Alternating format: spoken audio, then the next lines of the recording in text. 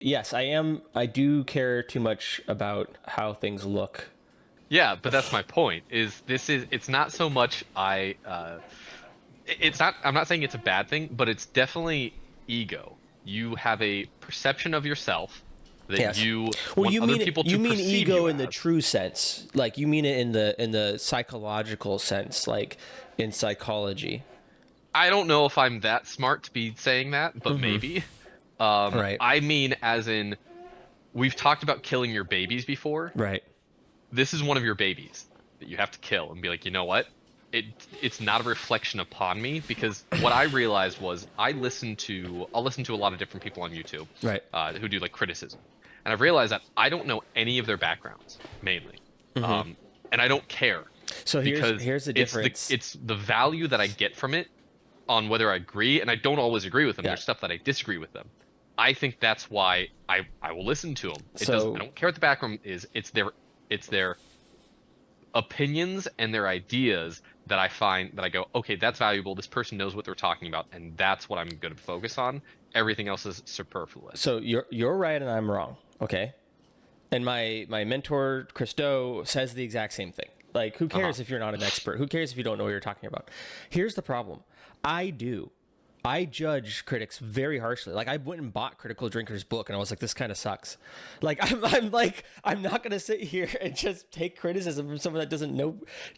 And what's funny is like, yes, your criticism can be valid if you don't know what you're doing. Like you don't have to be a doctor to point at someone and go, "You're bleeding," and you're like, "Oh, what are you? You're not a doctor. That's some stupid take." Like, however, I do take the word of somebody that can actually execute at a lot higher value. And so, like Chris was saying this, and I was like, Chris, the reason why I started following you and why like I paid to be in his like pro group for a little while was because he ran a successful motion design studio in LA for 20 years.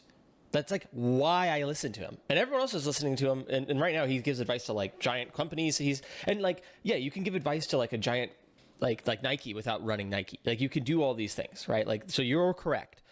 But the way I operate is closer to. I'm not these like no offense to the normies out there, but I'm not like the average person that just goes like, "Oh, this is an interesting tidbit." I'm like, wait a second. Who are you? Where'd you come from? Why am I listening to you? Like, and then if you've done your research, like, cool. There's a difference between execution and study, but I very little, and it goes back to like film school. Like, I had very little respect for most of my teachers because I'm like, the best they'd ever done is edit like some porno or something, and I'm like, okay, and so I'm supposed to be taking advice from you on lighting, and not that they're wrong necessarily. Like, you could still know lighting, you could still teach these things, but like, those who can't do teach, right? And so in my mind, I'm always like, oh, I don't want to be one of these people that can't do and is teaching everybody. Like, and I judge these people, right? So like, I can't judge these people. I can't sit here and judge the corridor crew guys and be like, you guys are telling everyone what VFX is, but you guys like none of your work looks good, right? Like, some of it does. Let me change that. I mean, that's an overstatement. Some of their stuff looks really good.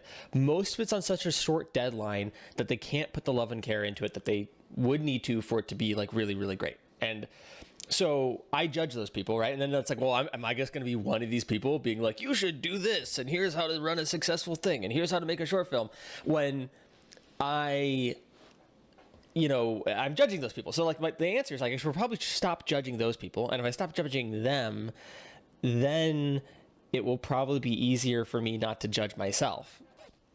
Yeah. I think most people don't think about being a hypocrite. I think that's what makes them gives them the ability is they just don't think about it. Yeah. I think that the issue here is that you want something to be perfect, Oh yeah.